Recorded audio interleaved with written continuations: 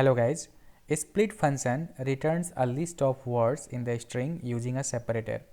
So here we have a sentence in which there are some words and those words are separated by comma. If I want to grab these individual words from this sentence, I can make use of a split function for that. So I can say sentence 1 dot split this sentence based on comma, and I'll get list of words by applying a split function on that, and we can see these words are the elements of the list. We can store this inside a variable. I can say word is equal to sentence 1 dot split by comma.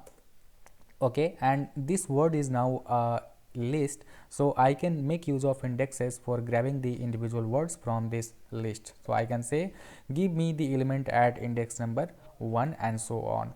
Okay, now a split function takes two parameters. The first one is separator, which is this. Second one is the max split, so that is the number of splits that we want to do. So I can say sentence 1 dot split and give me the two splits. Okay, and then let's check what is inside the word. I can see the two splits are done, and the third chunk is not splitted here. So that's the use of a split function. It is useful for data cleaning and data feature engineering. Okay, thank you for watching. See you soon.